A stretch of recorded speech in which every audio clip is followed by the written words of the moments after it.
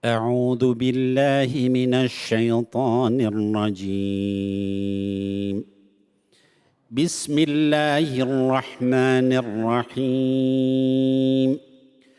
ومن يهاجر في سبيل الله يجد في الأرض مراغما كثيرا وسعة ومن يخرج من بيته مهاجرا إلى الله ورسوله ثم يدركه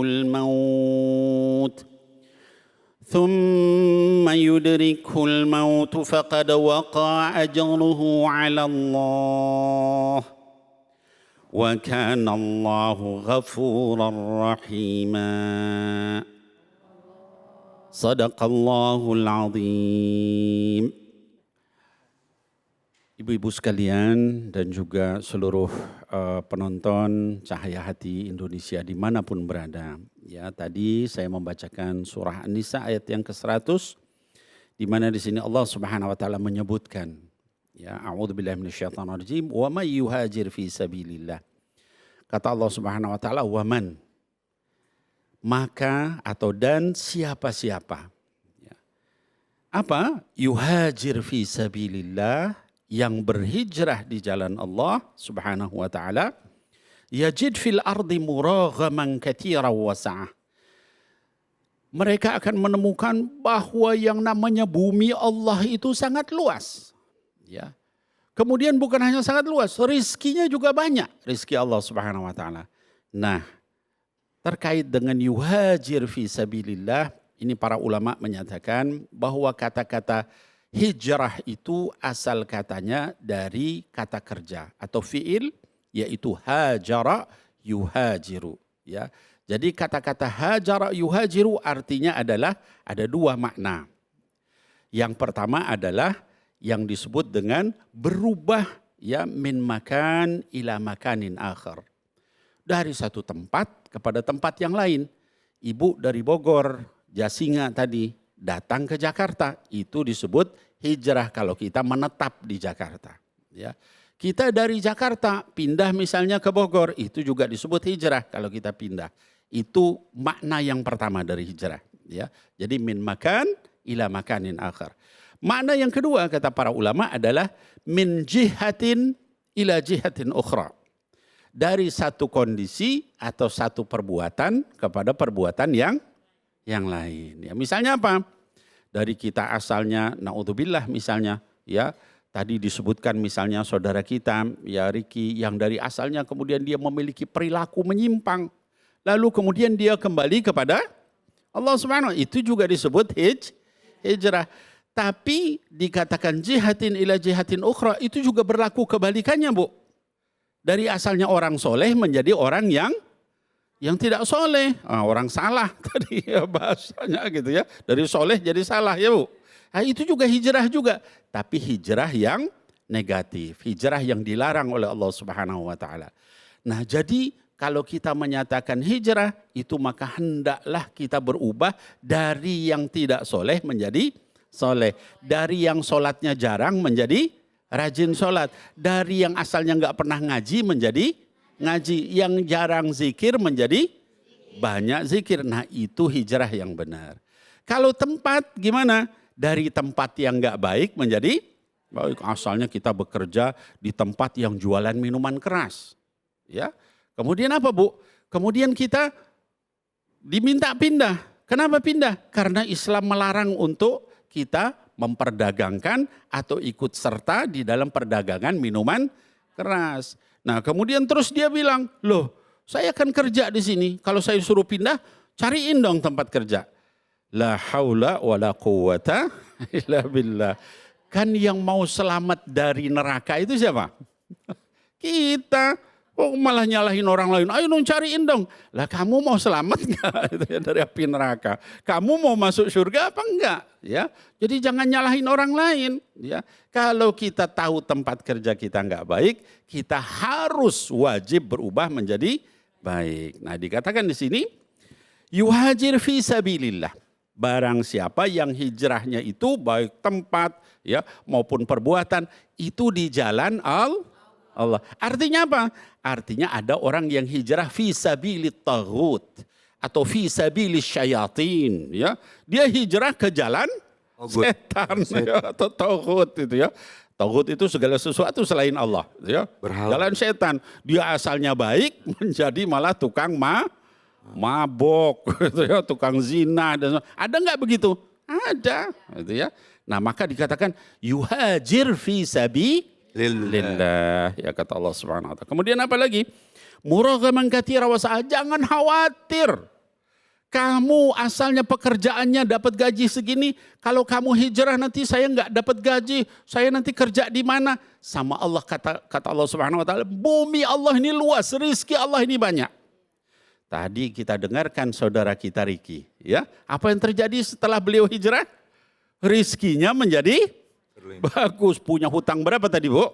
2 miliar. 2 miliar itu ya, Mas David ya. Tapi apa yang terjadi setelah hijrah? Itu malah bisa kemudian dilunasi. Bahkan kemudian sodakoh subuh konsisten. Ibu sodakoh subuh nggak, Bu?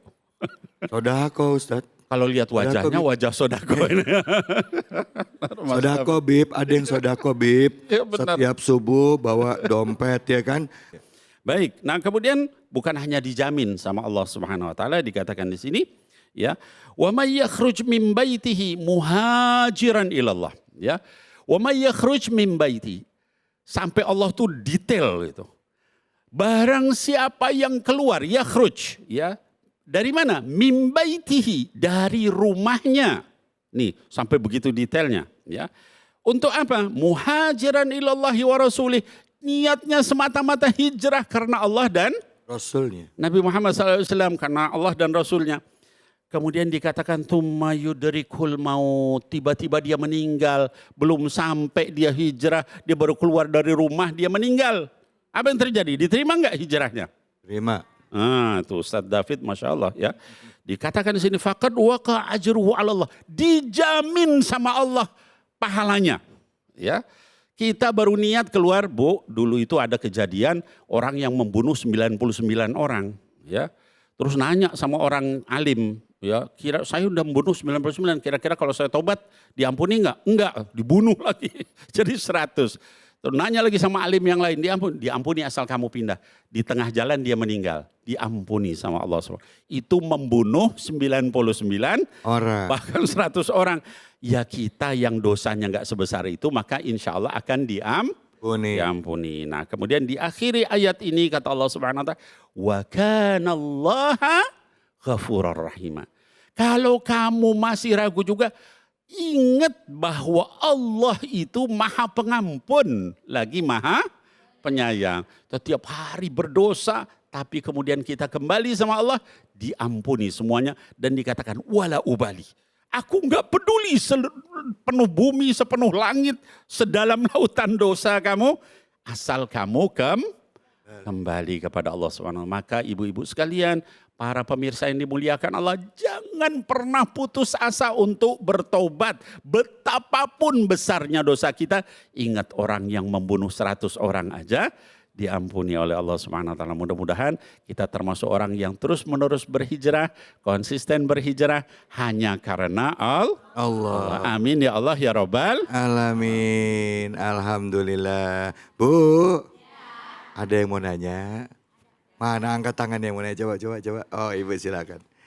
Oh, ini Bu RT nih. Silakan Bu RT. Assalamualaikum warahmatullahi wabarakatuh. Waalaikumsalam warahmatullahi wabarakatuh. Nama saya Pak Ustadz Ibu Rusmaini dari Jasinga, Bogor. Masya Allah. Saya mau bertanya Pak Ustadz. Silakan Ibu. Mangga.